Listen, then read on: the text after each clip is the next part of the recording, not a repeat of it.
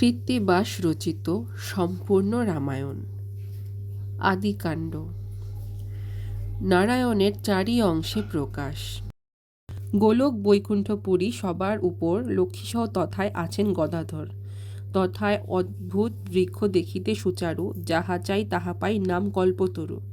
দিবানিশি তথা চন্দ্র সূর্যের প্রকাশ, তার তলে আছে দিব্য বিচিত্র আবাস। নেতপাট সিংহাসন উপরেতে তুলি, বীরাসনে বসিয়া আছেন বনমালী। মনে মনে প্রভুর হইল অভিলাষ, এক অংশ চারি অংশে হইব প্রকাশ। শ্রীরাম ভরত আর শত্রুঘ্ন লক্ষণ, এক অংশে চারি অংশ হইলা নারায়ণ। লক্ষ্মীমূর্তি সীতা দেবী বসেছেন বামে, স্বর্ণছত্র ধরেছেন লক্ষণ শ্রীরামে। ভরত শত্রুঘ্ন তারে ঢুলান চামর, হনুমান স্তব করে জুরি দুই কর। এইরূপে বৈকুণ্ঠে আছেন গদাধর, হেনকালে চলিলা নারদ মুনিবর। বীণাযন্ত্র হাতে করি হরি গুণগান, উত্তরিলা গিয়া মণি প্রভু বিদ্যমান। রূপ দেখি বিহবল নারদ চান ধীরে, বসন তিতিল তার নয়নের নীরে। হেনরূপ ধরিলেন কেন নারায়ণ, ইহা জিজ্ঞাসিব গিয়া যথা পঞ্চানন।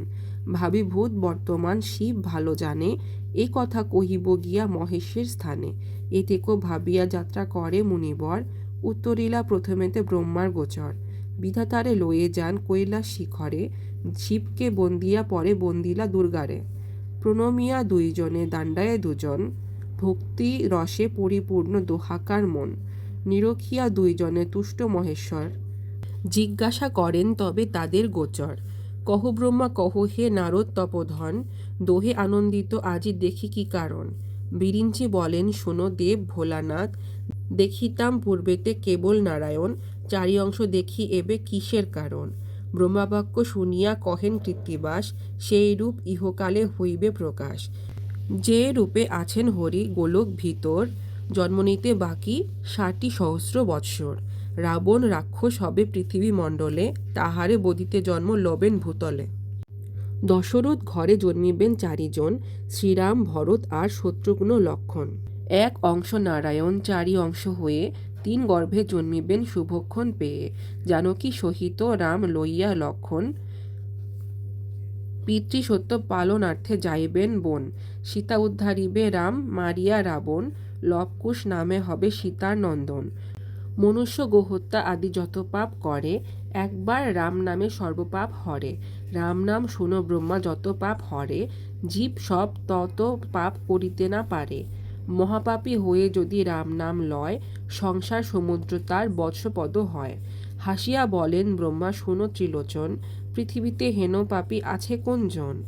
ধৈর্যটি বলেন মম বাক্যে দেহ মন, মধ্যপথে মহাপাপী আছে একজন। তারে গিয়া রাম নাম দেহ একবার, তবে সে অবশ্য মুক্ত হইবে সংসার। বিধাতা নারদ মুনি ভাবে দুইজন, পৃথিবীতে মহাপাপী কে আছে এমন। চবন মুনির পুত্র নাম রত্নাকর, দস্যুবৃত্তি করে সেই বনের ভিতর। বিরিঞ্চি নারদ দোহে সন্ন্যাসী হইয়া, রত্নাকর কাছে দোহে মিলিল আসিয়া। বিধাতার দয়া হইল রত্নাকর প্রতি, সেই দিনে সেই পথে কারো নাহি গতি। উচ্চ বৃক্ষে চড়িয়া সে চতুর্দিকে চায়, ব্রহ্মা নারদের পথে দেখিবারে পায়। ভাবে মনে রত্নাকর লুকাইয়া বনে, সন্ন্যাসী মারিয়া বস্ত্র লইব এক্ষণে।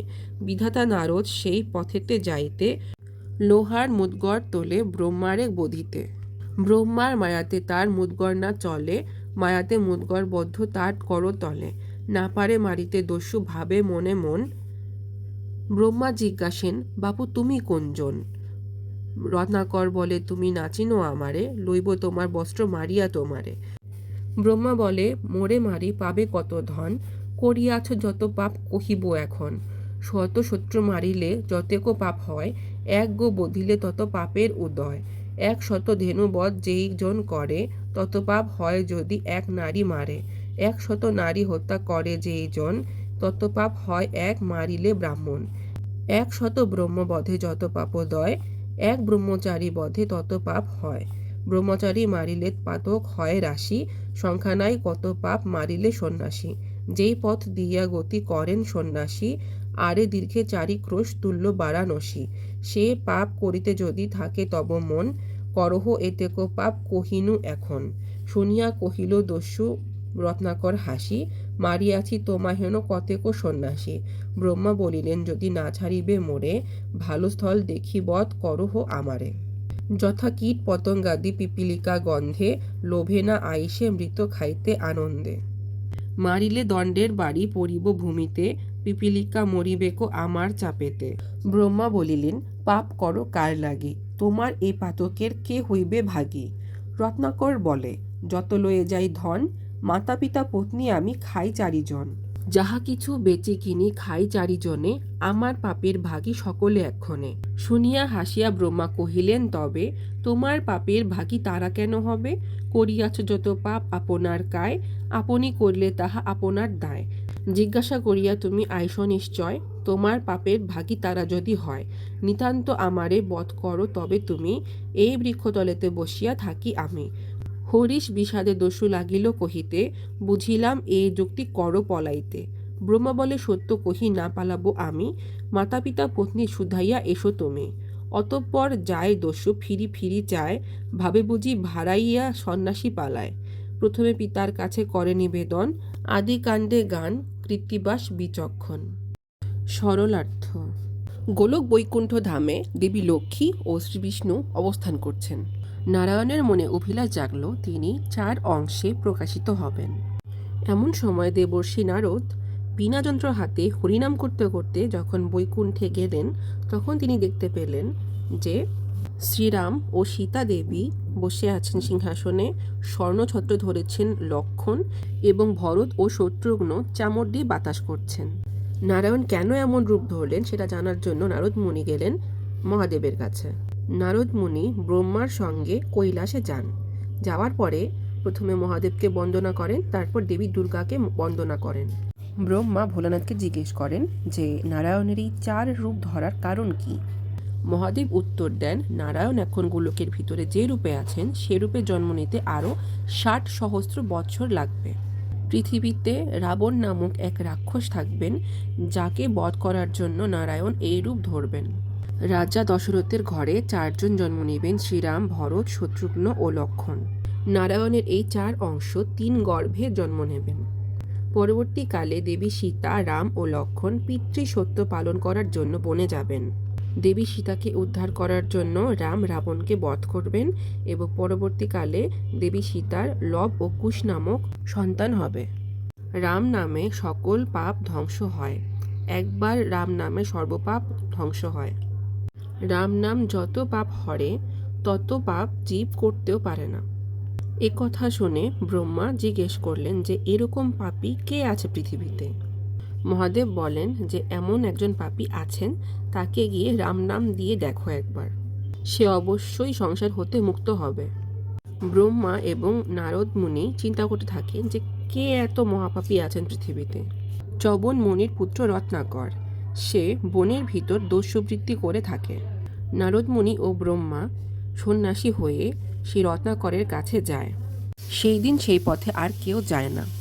রত্নাকর উঁচু গাছের উপরে উঠে 2 সন্ন্যাসীকে দেখতে পায় এবং মনে মনে ভাবে যে সেই 2 সন্ন্যাসীকে মেরে তাদের বস্ত্র চুরি করবে। রত্নাকর লোহার মুগুর উঠায় ব্রহ্মাকে মারার জন্য, কিন্তু ব্রহ্মার মায়াতে তার মুগুর চলে না। ঘটনাচক্রে ব্রহ্মা বলে যে আমাকে মেরে কতই বা সম্পদ তুমি পাবে। তোমার পাপের হিসাব এখন তোমাকে বলবো। 100 শত্রু মারলে যে পাপ হয়, একটা গরু মারলে সেই সমান পাপ হয়। 100 গরু মারলে যে পাপ হয়, সেই পাপ হয় একজন নারী মারলে। 100 নারী হত্যা করলে যে পাপ হয়, সেই পাপ হয় একজন ব্রাহ্মণ মারলে। আর 100 ব্রাহ্মণ বধে যে পাপ হয়, সেই পাপ হয় এক ব্রহ্মচারী বধে। ব্রহ্মচারী মারলে অনেক পাপ হয়, আর সন্ন্যাসী মারলে কত পাপ হয় তার কোনো সংখ্যা নাই। ঘটনাচক্রে ব্রহ্মা রত্নাকরকে জিজ্ঞেস করে যে পাপ করো কার জন্য, তোমার এই পাপের ভাগীদার কে হবে। রত্নাকর বলে তার পাপের সম্পত্তি তার মাতা পিতা, স্ত্রী ও সে এই 4 জনে খায়। তার সকল বেচা কেনা এই 4 জনেই খায়, অর্থাৎ তার পাপের ভাগীদার সকলেই। এই কথা শুনে ব্রহ্মা হাসেন এবং বলেন যে তোমার পাপের ভাগীদার তারা কেন হবে?